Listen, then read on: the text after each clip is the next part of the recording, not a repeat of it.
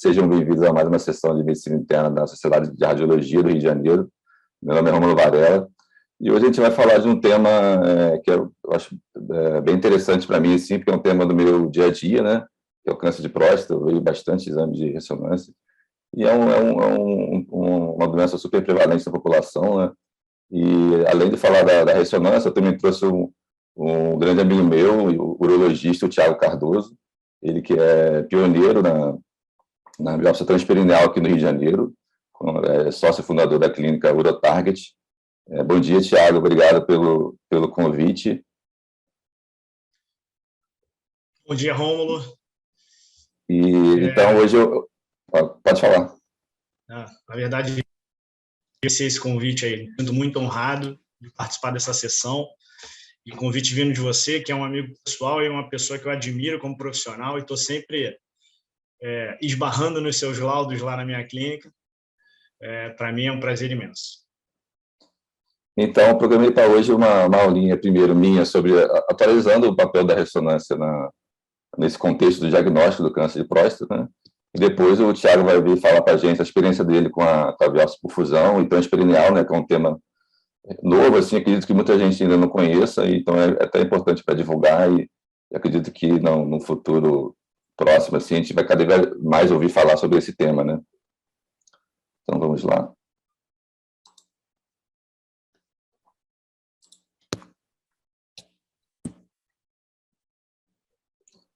Estão vendo aí? Sim. Então, vou falar sobre o papel atual, né, uma atualização sobre o papel da ressonância do diagnóstico de câncer de próstata, né?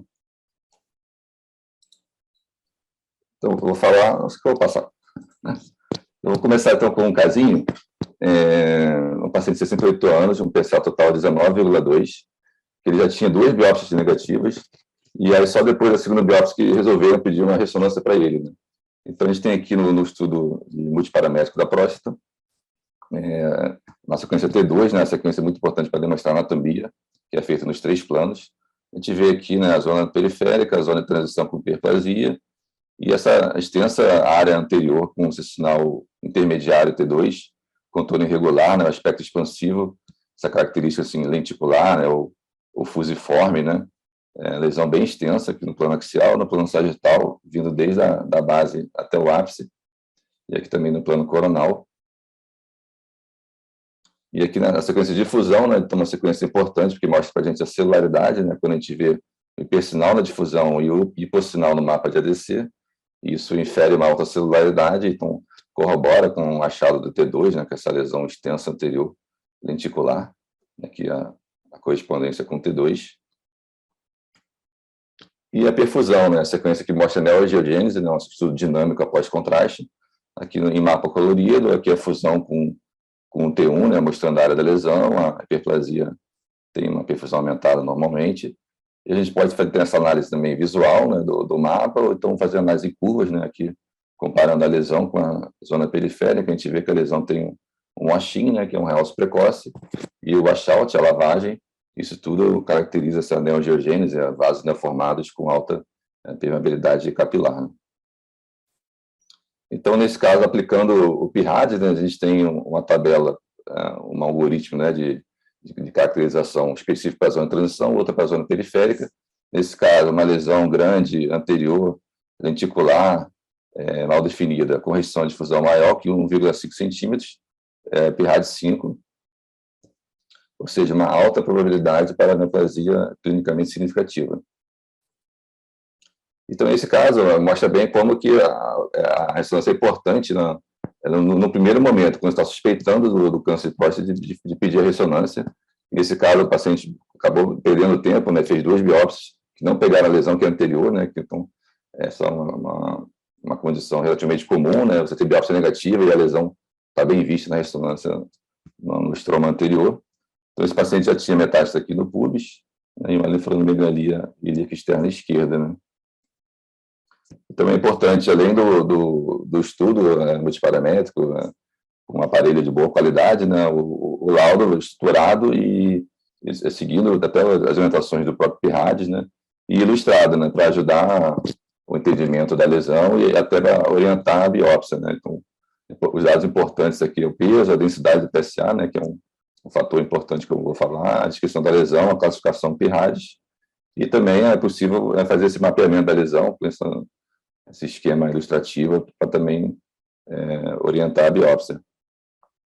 Então, quem quiser mais detalhes sobre o PIRADS, que está na versão 2.1 de 2019, tem gratuitamente no site do Colégio Americano de Radiologia, então um documento extenso que é importante o radiologista que lauda esses exames conheceu o PIRADS nessa versão. É um documento longo, mas é importante para você utilizar corretamente o PIRADS, né?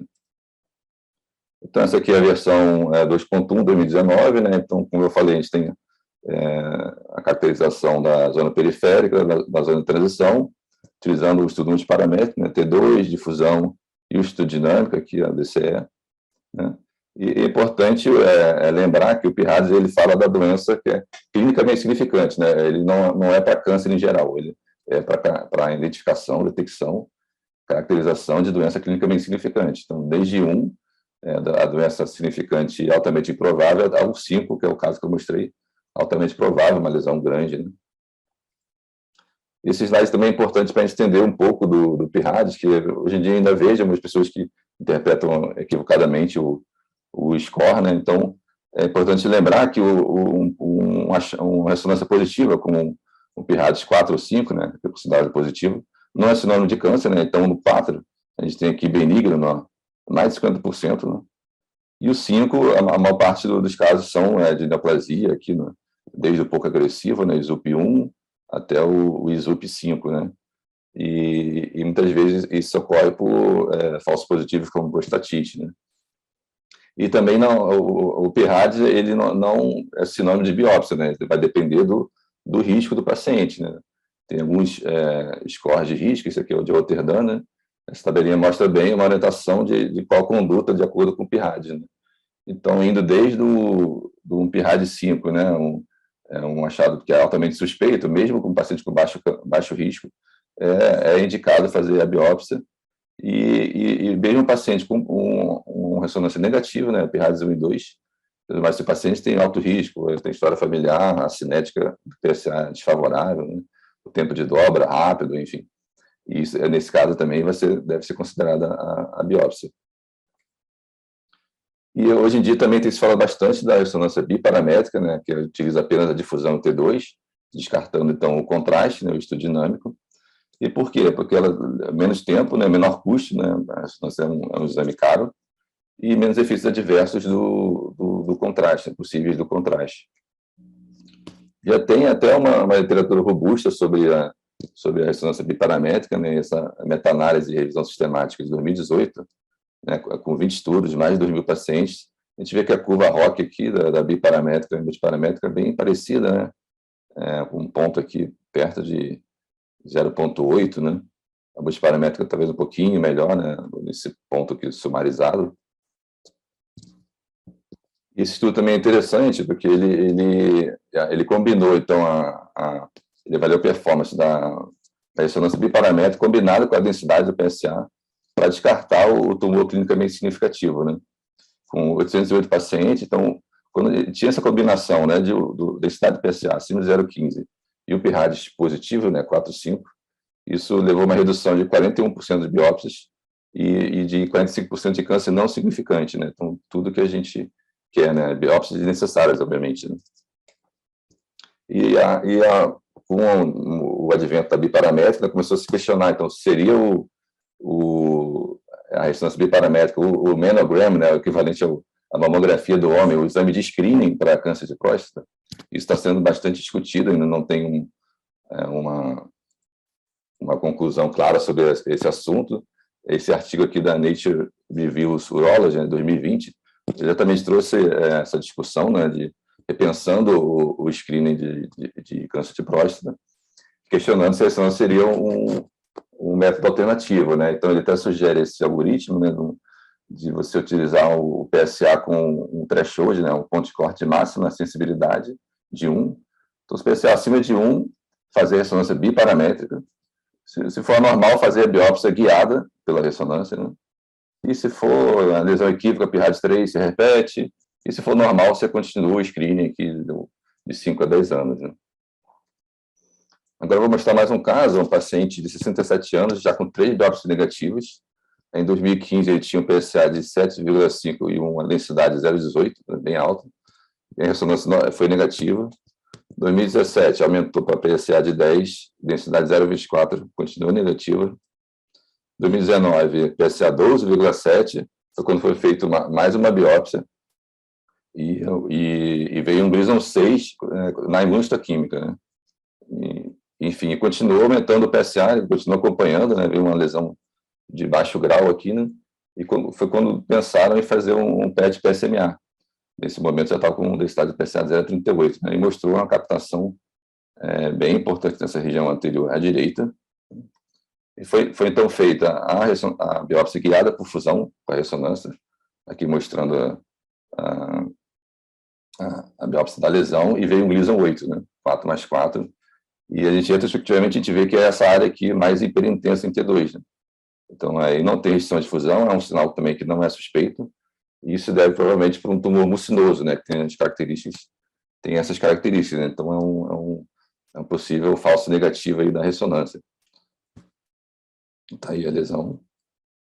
Então, esse caso traz umas reflexões importantes, né? Primeiro, são os pitfalls da ressonância, né? É importante conhecer como adenocarcinoma mucinoso, como esse caso, né? Lesão que é mais hiperintensa T2, não restringe a difusão, né?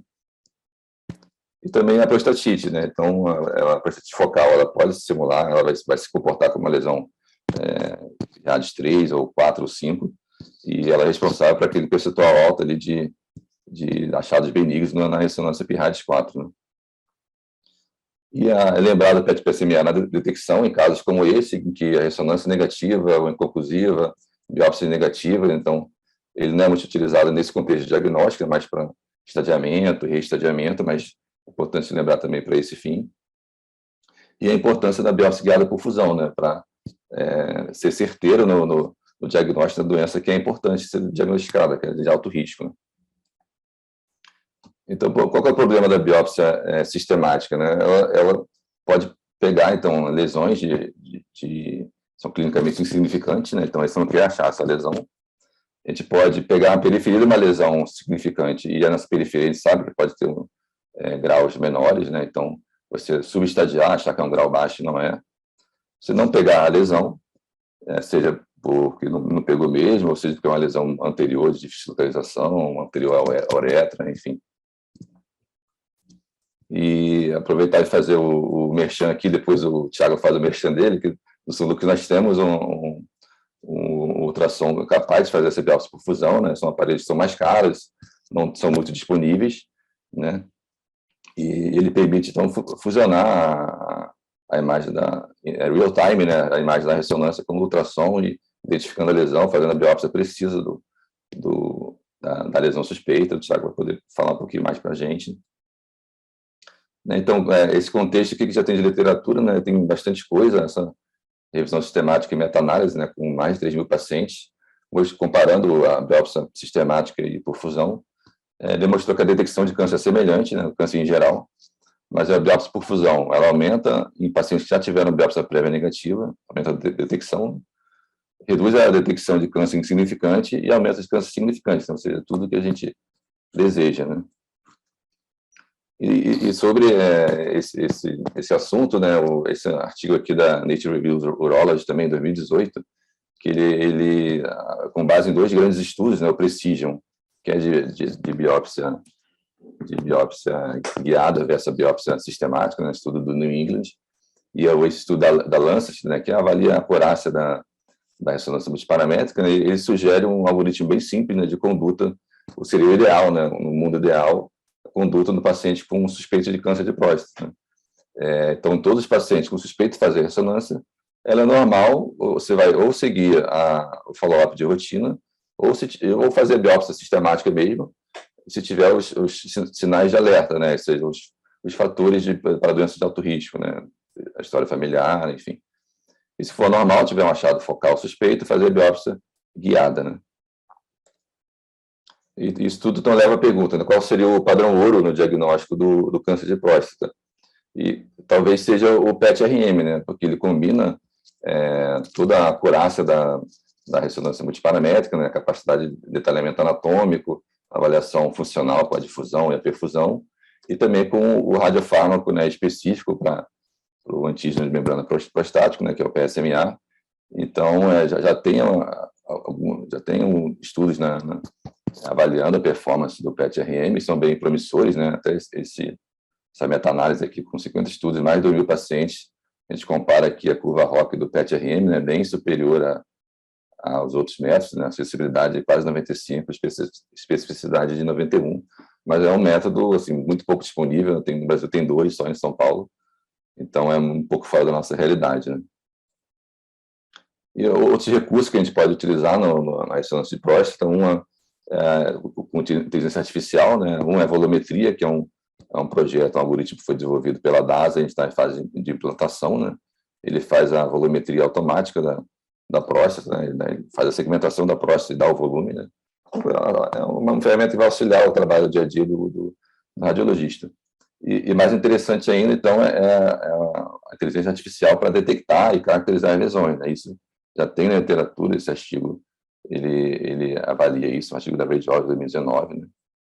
E até aproveitando anunciar que na DASA a gente conseguiu adquirir um algoritmo novo que foi lançado pela Siemens no ano passado, né, algoritmo de ressonância de próstata, que ele faz a detecção da lesão com mapa de calor, ele classifica pelo PIRADS, tem diversas funções, permite fazer um reporte com também imagens ilustradas, então a gente vai poder testar essa ferramenta também, se Deus quiser, acho que está previsto ainda para pensamento assim, claro sobre o assunto, assim, acho que é um método muito pouco disponível, caro, né, para se fazer screening. O que se pode discutir também é quando fazer o screening, né, outra discussão também bem atual sobre quando se fazer screening do câncer de próstata, né, qual seria a idade ideal, talvez 45, 70, né. E também quando fazer o PET-PSMA nesse contexto, né, que é uma coisa muito estabelecida, né, vai ficar reservado para casos complicados, como eu mostrei, né. E um outro tema, uma discussão interessante, é que o PIRADS não contempla o PET-PSMA, né? Então, eventualmente, a gente vê exames que o paciente tem o PET-PSMA, tem um achado suspeito, mas a gente não pode mudar o PIRADS, né, considerando o achado do PET, né, que seria uma coisa interessante, e talvez nas versões próximas a gente tenha isso contemplado, né? A biópsia sistemática dessa difusão já está bem estabelecido que a difusão ela é o ideal, né, por reduzir o câncer significante, aumentar o câncer significante. O PET-RM parece realmente ser o padrão ouro, mas, como eu falei, muito pouco disponível. E as novas ferramentas de inteligência artificial, novos algoritmos que vão aumentar a performance podem aumentar a performance do radiologista, né, mas ainda tem que ser provadas a sua eficiência, né? E sempre tudo isso olhado do ponto de vista do custo-benefício, né? Olhando a realidade de cada paciente, da região que ele está, dos recursos disponíveis, né? Sabe que tem exames aqui, procedimentos que são caros, né? Então, isso tudo tem que ser sempre avaliado no custo-benefício, o que vai gerar valor para o paciente, enfim. Então, por hoje é isso. Agora eu vou descompartilhar aqui para o Tiago. Então, o Thiago não conseguiu entrar, complicação aí, mas eu já combinei com ele na próxima sessão, daqui a 15 dias, ele ia começar pela aula dele e depois a gente trazer os casos que a gente tem em conjunto, né? Casos que eu laudei a ressonância e ele fez a biópsia e tem tanto as imagens da biópsia, as imagens do histopatológico também que ele recebe, né? E aí, então, a gente vai fazer assim, na próxima sessão ele começa pela aula, depois eu vou trazer uns 2 ou 3 casos, como eu falei, né? Casos que eu laudei, tem a ressonância, tem a biópsia e tem o histopatológico para a gente fazer essa correlação. Tá bom, pessoal? Até a próxima. Obrigado.